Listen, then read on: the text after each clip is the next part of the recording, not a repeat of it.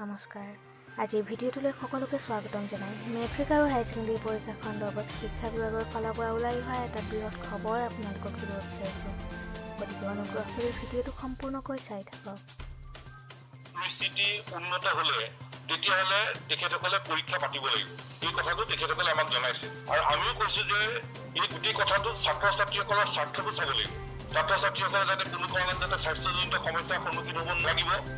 আৰু ছাত্ৰ ছাত্ৰীসকলৰ শৈক্ষিক বৰ্ষটো ক্ষতি হ'ব নোৱাৰিব কি ধৰণে আগবঢ়া উচিত হ'ব কেনেকৈ আগবঢ়াটো উচিত হ'ব এই সম্পৰ্কত কোভিড পৰিস্থিতি উন্নত হলে এই সম্পৰ্কত সিদ্ধান্ত ল'ব পৰা এটা পৰিৱেশ আহিব ছাত্ৰ সন্থাৰ তৰফৰ পৰাও আমি তেওঁলোকক স্পষ্টকৈ কৈছোঁ যে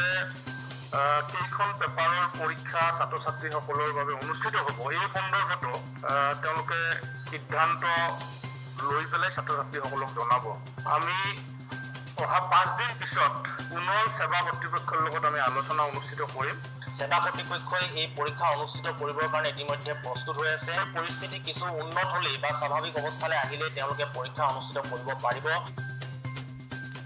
অনুষ্ঠিত হ'ব হাইস্কুল শিক্ষান্ত আৰু হাই মাদ্ৰাছা পৰীক্ষা কোভিড পৰিস্থিতি নিয়ন্ত্ৰণলৈ অহাৰ পাছত অনুষ্ঠিত হ'ব পৰীক্ষা এক গুৰুত্বপূৰ্ণ আলোচনাত সেৱাই সিদ্ধান্ত গ্ৰহণ কৰে উল্লেখ্য যে মেট্ৰিক পৰীক্ষা সন্দৰ্ভত সদৌ অসম ছাত্ৰ সন্থা চমুকৈ আছুৰ প্ৰতিনিধিবৰ্গ আৰু সেৱাৰ অধ্যক্ষ আৰু সচিবৰ সৈতে অনুষ্ঠিত হয় এক গুৰুত্বপূৰ্ণ বৈঠক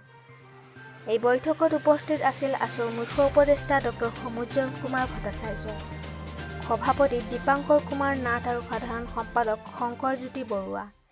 5 দিনৰ পাছত সেৱাৰ কৰ্তৃপক্ষৰ সৈতে পুনৰ আলোচনাত বহিব বুলি সংবাদ মাধ্যমক জনাই আছুৰ সভাপতি দীপাংকৰ কুমাৰ নাথে মেট্ৰিক আৰু হাই ছেকেণ্ডেৰী পৰীক্ষা হোৱাৰ সম্ভাৱনা কিমান সেই সন্দৰ্ভত শিক্ষামন্ত্ৰী ডক্টৰ ৰণোজ পেগুৱে 2-3 দিন পূৰ্বে গুৰুত্বপূৰ্ণ মন্তব্য প্ৰকাশ কৰিছে এটা ভিডিঅ' ক্লিপ যোগে আপোনালোকক দেখুৱাবলৈ চেষ্টা কৰিছোঁ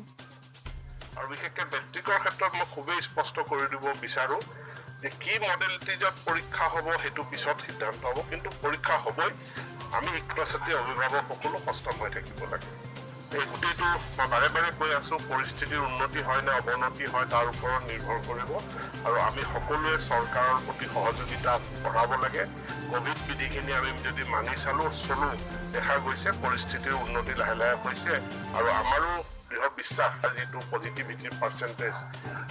কমিব ধৰিছে বা কমিব পৰিস্থিতিৰ উন্নতি হ'ব মেট্ৰিক পৰীক্ষা হ'ব হাই ছেকেণ্ডেৰী পৰীক্ষা হ'ব আৰু বিশেষকৈ মেট্ৰিকৰ ক্ষেত্ৰত মই খুবেই স্পষ্ট কৰি দিব বিচাৰোঁ